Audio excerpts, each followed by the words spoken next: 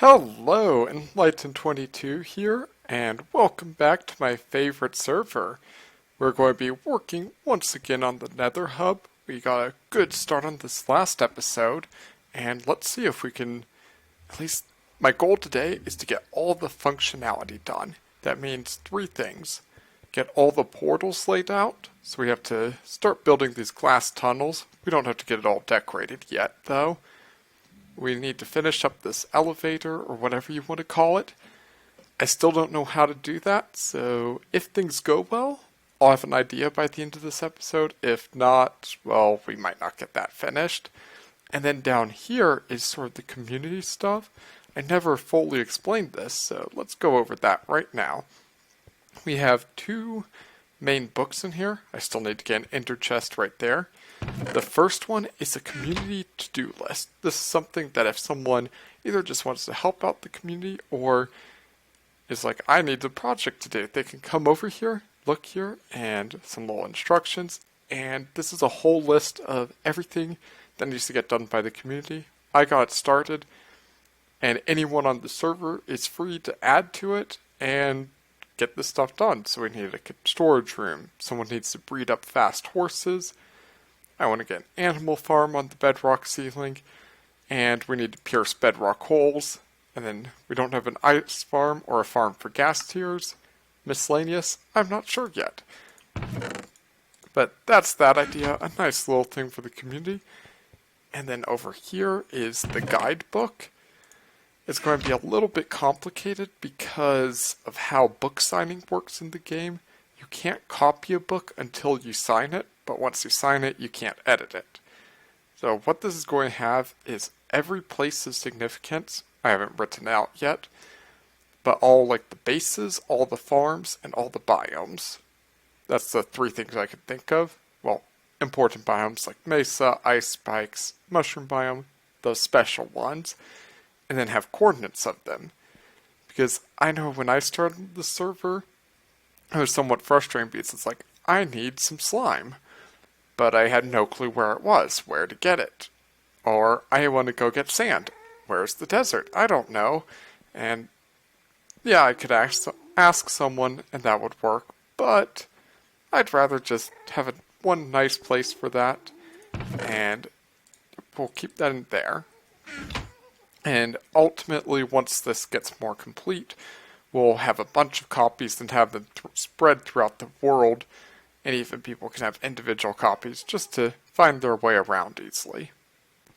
The last thing I want in here is where this little bit of cubby is. Yeah, cubby's the right word. It can be like community displays. I'll make one, but it'll make more sense then. But basically put up something to announce to the community whatever you want. So when I was making the potion factory, for example, well, I still am, I can put up a display, put a chest in front, and be like, oh, donate redstone for the community build. Or, I made a wool farm. Make a little display and say that there's a wool farm on the server now. Basically, temporary things to let people know of what's going on in the server. Just seems like a nice, colorful thing to add. And, yep, that's everything I want to get done today. I might be being a little bit overly ambitious, but oh well. The other problem is, at the end of last episode, we are completely out of glass and quartz. Well, essentially out of both of those. And obviously these tunnels here will take a lot of glass and a lot of quartz to build everything. Add the rim, add all the pillars, add those claws. So the first order of business this episode is to go get both of those. Dig, dig, dig, dig, dig, dig, dig, dig, dig, dig. Slash, slash, slash, slash. Dig, dig, dig, dig, dig, dig, dig, dig. Dig, dig, dig, dig, dig, dig, dig, dig, dig, dig. Shoot. Shoot. Shoot. Miss. Miss. Shoot. Fuel, cook. Fuel, cook. Fuel, cook. Fuel, cook. Cooking up some glass. Making some glass. glass, glass, glass, glass, glass, glass, glass, glass, glass, glass, glass, glass, glass, glass, glass, glass, glass. Woo! Die, die, die. Okay, while the last of our glass melts up, let's talk a little bit more about this elevator. So, after some more thinking and also Mew talking to me, we decided, and I definitely agree on this, this is just too bulky, too much space, and this is pretty much going to be the smallest we're going to get for an automatic elevator, which means we have two possibilities. Well, of what I know, we have two possibilities, either using the minecart elevator, where you look up and hold right click, and then you just hop through your minecarts. Either that, or using an ender pearl elevator. If we did that, we just stick a dispenser right here, and step on the pressure plate, bam, ender pearl. Okay, both of those have advantages and disadvantages. The disadvantage of both is we won't be able to get horses up it. That's just something we'll have to accept, though. The advantage of the ender pearl is noise. The advantage of the ender pearl is that there doesn't have to be anything in between here and here. It's just air. The disadvantage is, of course, it costs ender pearls. The advantage of the minecarts is it doesn't cost ender pearls. It's pretty much as fast, but there will be something running up the middle. But since it's only one wide, we might be able, if we did that, it would be just a little pillar in here, probably like a 5x5 pillar. So, I think it's just down to breaking this and seeing if I can make a pillar look good. That's my first test. If I can't make it look good, then we're going with ender pearls. Here's our hull of glass. Got all of this, these, and this. So basically a single chest of glass, which is going to serve us very well and should be able to get most everything we need done. I also just laid out the bare bones of what we need for this minecart elevator. If you haven't seen it before, it's simply a ladder with a minecart on top of it, and that the entire way up. And there's 3 blocks in between each ladder. That's basically the most efficient thing you can do. I'm just going to hold down right click. Let's use something that's not going to place. So I'm just going to hold right click, and I pop the whole way up. When I get to the top, if I press shift, I just exit, and that is weird because, okay, apparently when I broke the blocks it changed something. Well, initially I was always coming off where this torch was, but I accidentally broke that block, so let's try this out and see. I'm not sure, but the point is you consistently come out on the same block, and at the corner. Typically what you need to do is like put a minecart over here to right click in, because if you shift click and all these blocks are taken, like this, then you just go right back down, which is not good. But if a block's open, well, that's a cool thing. If we leave just one block open, we'll even be able to force where it goes. So if I do want it on that, okay, weird. Guess not, but we're learning more every day. Yep, that's the block we pop out of, and we're at the top of the elevator. That's pretty easy to use. We'd also want to add a drop, so probably just would add slime blocks at like each of these corners down here, so we can just fall straight down, hit the slime block, and be right back on down. Now, the next step is going to be making this have a nice cover.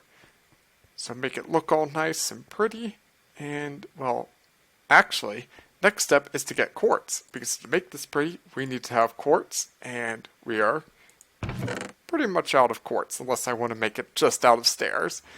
So, I'll see you quartz mining.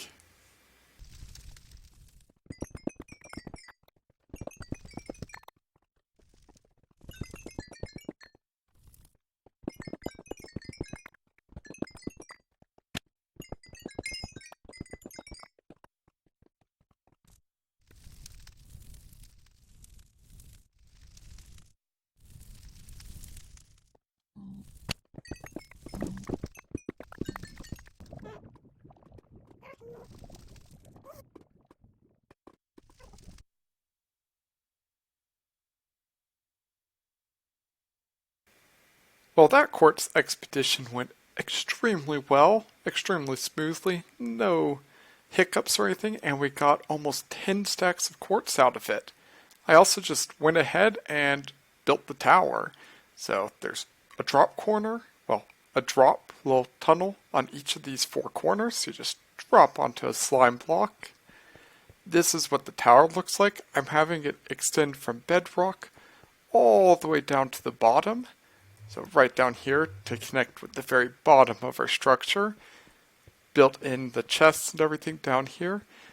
This isn't a final design. I'm not exactly sure how to improve it. I'm not completely happy with it though, but it is looking really nice. This is a really good sort of first draft of it. Basically just too many stairs and too flat at parts. That's my biggest complaint. However, I do really like this area right here, and I like this touch of having different colors. These are currently placeholders, very likely they'll change, but where each sort of side of the circle is a different color. So this is redstone, and it's indicated in these pillars as well. That's really nice because this is a symmetrical build, so it's really easy to get sort of disoriented and forget which side is which and be like, okay, is my portal on this side or this side? But now it's pretty easy because it's emerald side, redstone side, ice side. It's really easy to just keep track of stuff. It's the little details like that. But just like with other things, this is definitely a good building technique. I'm just going to let this sit. I'm not going to worry about this anymore today. I'll sleep on it, and hopefully when I come back next time, fresh, I'll have much better ideas. Plus just sort of living around it and seeing it a lot will help me sort of figure out what do I like about and what don't I like about it.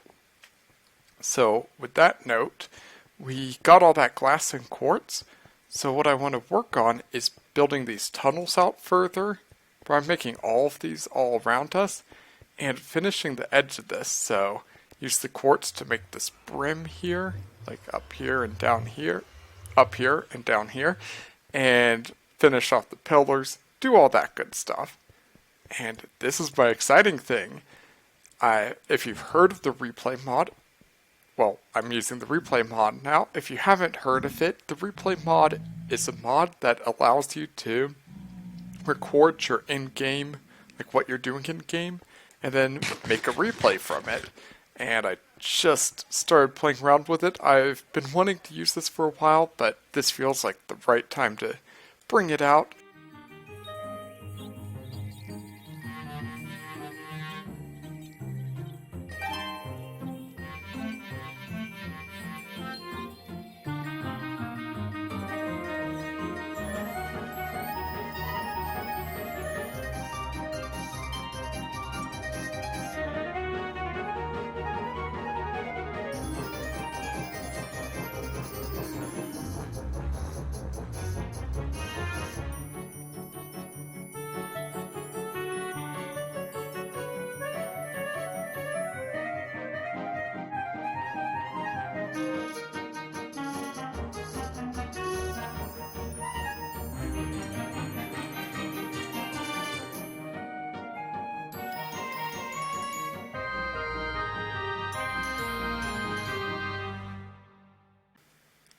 As you just saw, I got this pillar finished up, and I also worked on these tunnels as well.